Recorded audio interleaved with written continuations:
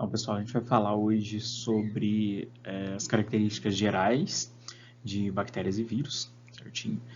Vocês já têm um resuminho da aula, então vocês dão uma olhada no resuminho que eu mandei lá no grupo e olhem os resumos de aulas do plural também. Então, dê uma olhadinha lá que isso ajuda bastante.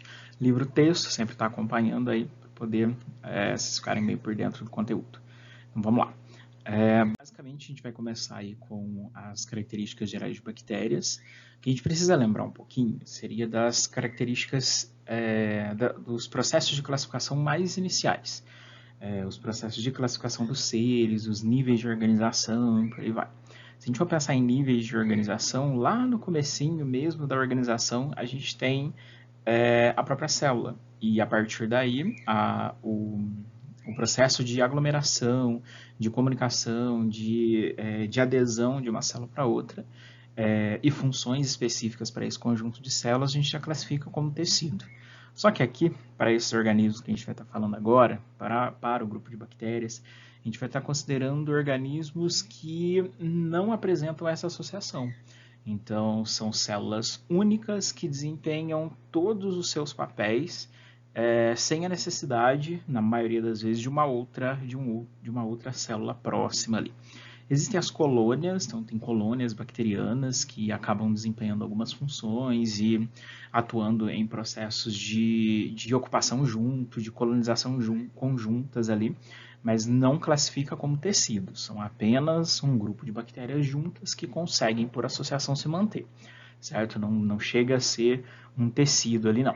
Então, é um organismo unicelular, um organismo que é composto por uma única célula, tendo as suas organelas básicas de sobrevivência e todos os papéis funcionais que esse organismo desempenha é realizado por ele mesmo e pronto. Então, não vai ter células específicas para determinadas funções, isso a gente não tem.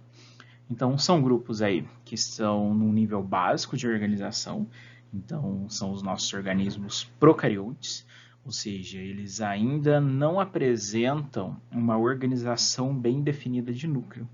Então, o meu material genético está disperso, eu não tenho uma membrana guardando e protegendo esse material genético. Quando a gente fala que não tem um núcleo e que o DNA está disperso no citoplasma, está disperso dentro da bactéria, não quer dizer que eu tenho a célula cheia de DNA e ele está todo esparramado, perdido ali na célula. Não é isso que está acontecendo. Primeiramente, quando a gente fala de grupos bacterianos, o DNA é muito pequeno e é um DNA circular. Então, ele não fica totalmente disperso. Então, até porque não tem DNA para isso, né?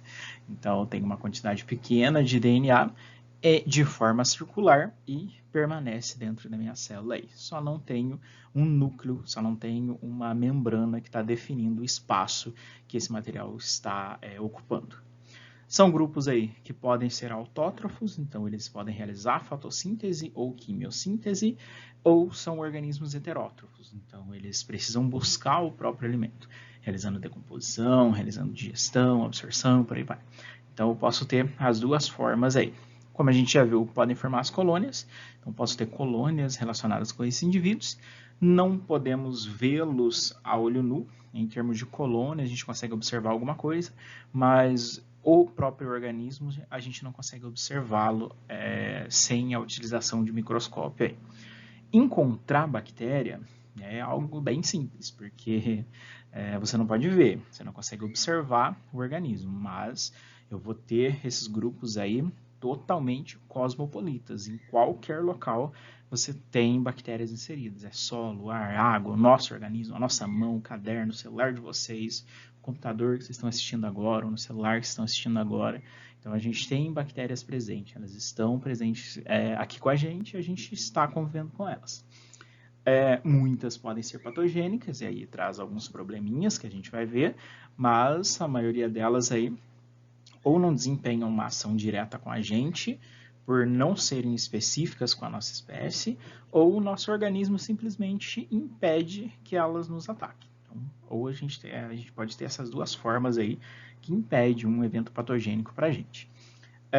Se a gente fala de grupos bacterianos, a gente vai ver que existem várias funções relacionadas com eles. Então, eles desempenham algum papel. Então, não é um organismo totalmente perdido que não serve para nada. Isso não acontece quando a gente fala de biologia, não.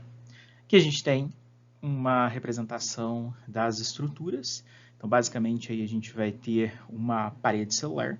Então, isso está presente nos grupos bacterianos. Então, isso vai facilitar o processo de delimitação da minha célula, de proteção contra choque mecânico. Então, eu tenho uma estrutura que sustenta, uma estrutura que protege a minha célula quando eu estou falando de grupos bacterianos.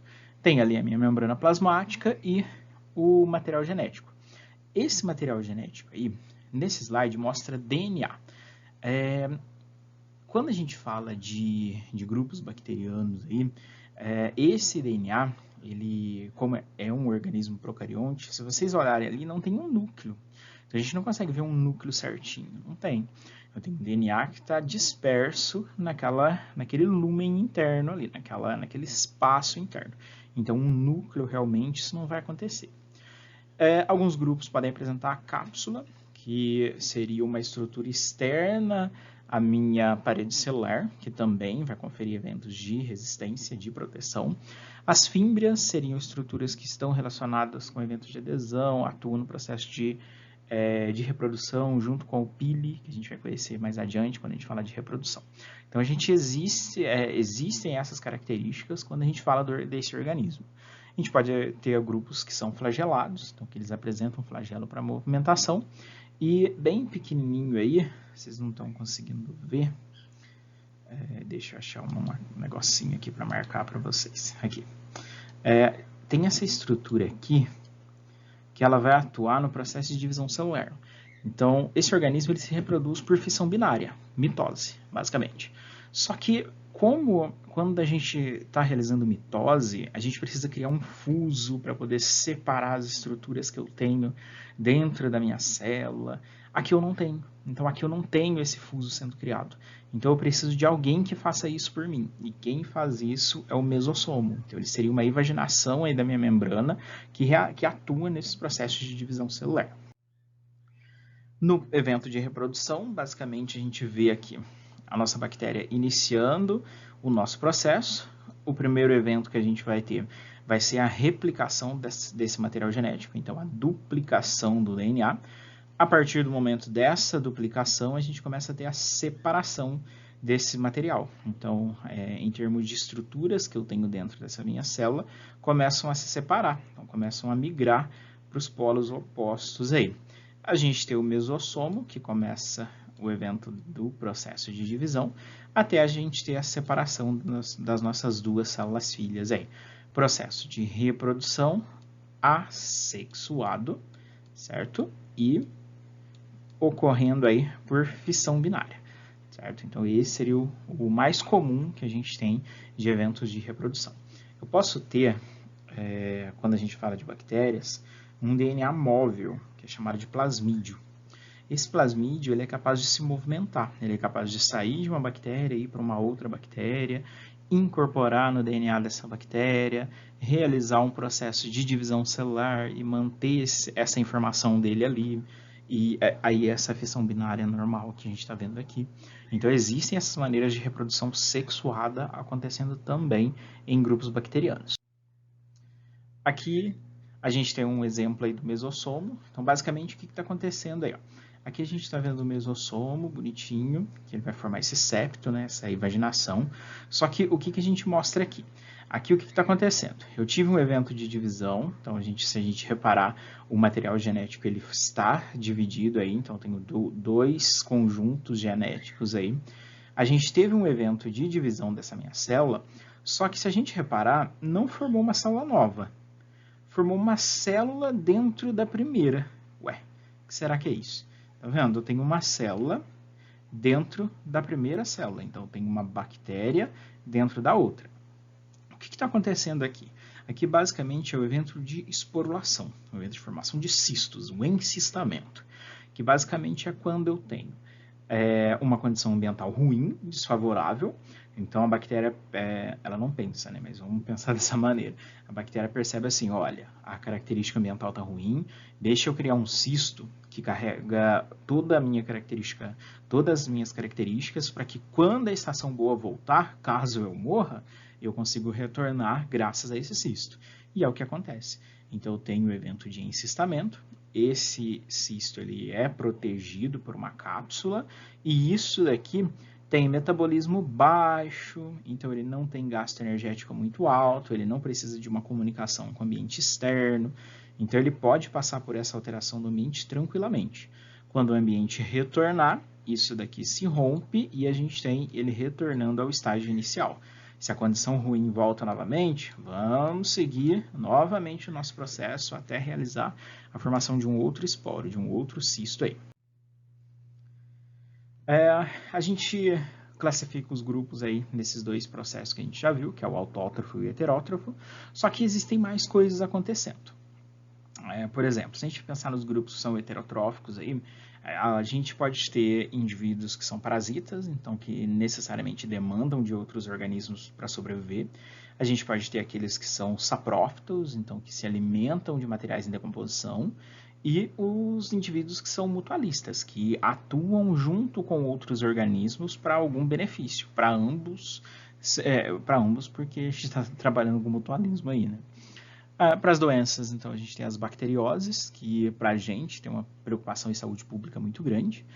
Para os grupos saprófitas aí, a gente tem a decomposição, então os organismos que atuam lá no final da cadeia trófica.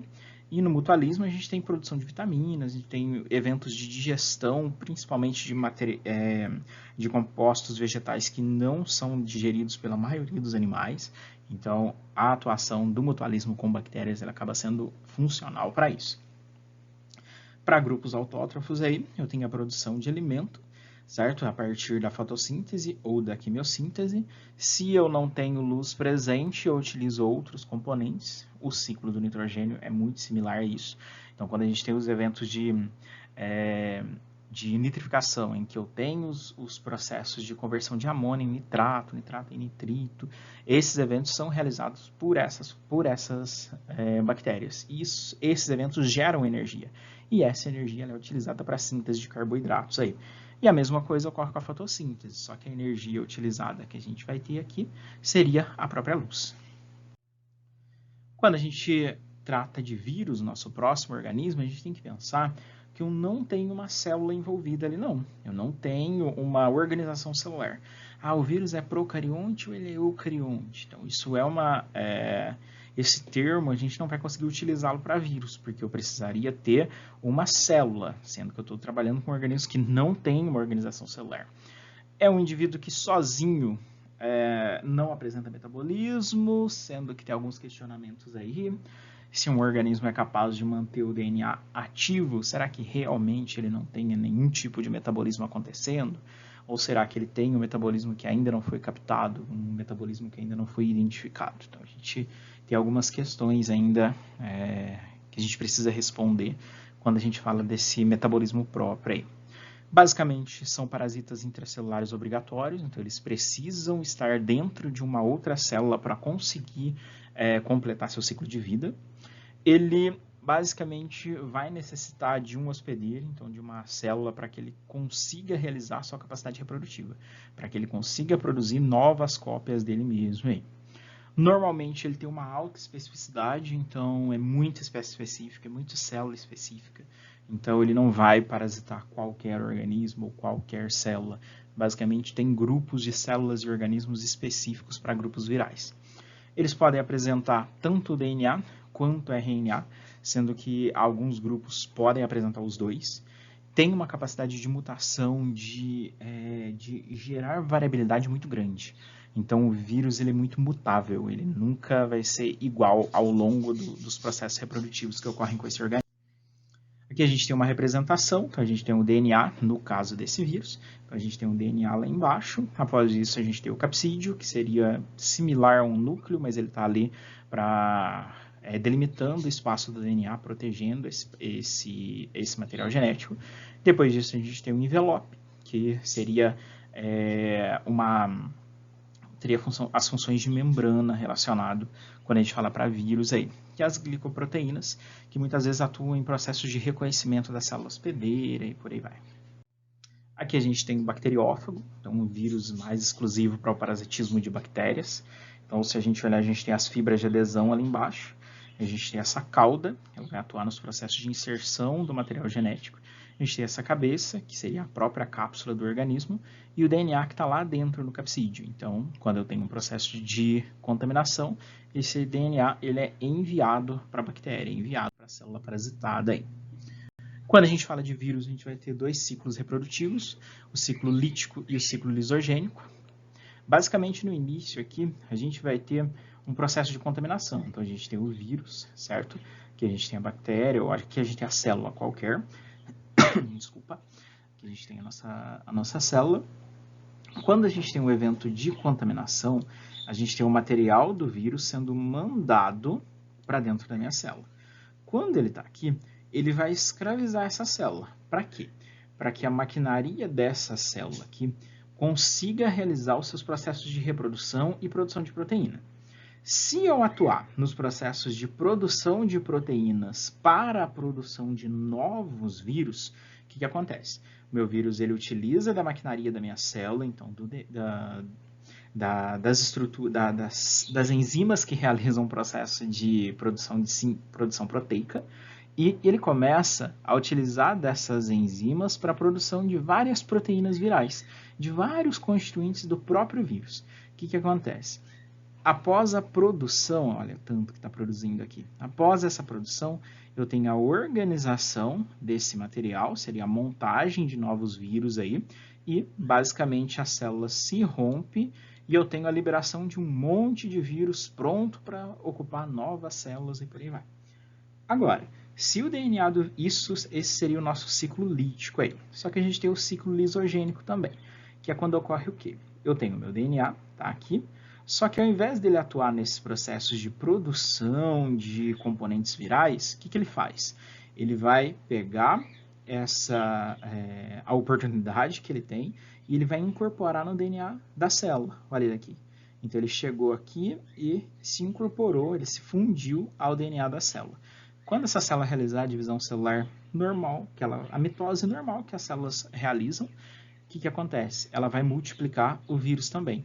E essas divisões são sucessivas, então eu acabo levando e aumentando a quantidade de células parasitadas de uma forma muito grande.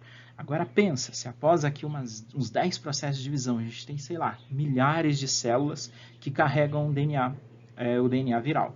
Imagina se essas milhares de células entram em num ciclo lítico. Todas essas células produzindo as proteínas virais, todas essas células liberando os novos constituintes, aí, os novos parasitas desse organismo. Então, aí a gente tem um processo de contaminação gigantesco, né? Porque eu estou contaminado, estou com uma quantidade muito grande de células que carregam o material genético viral, e agora todas essas células vão começar a produzir novos vírus, e aí realmente foge do controle aí. Vocês vão ter uma atividade para vocês. Vocês vão olhar no livro texto, que tem algumas bacterioses ali, que vocês vão escolher 3 daquelas, certo? Vocês podem fazer em duplas aí, mas vocês vão escolher 3 bacterioses daquelas que estão ali, e vão dar uma olhada qual que é o cenário atual no Brasil para essas 3 bacterioses. Então, escolham 3 bacterioses ali, vocês vão pesquisar para saber para a gente aí qual que é o atual cenário.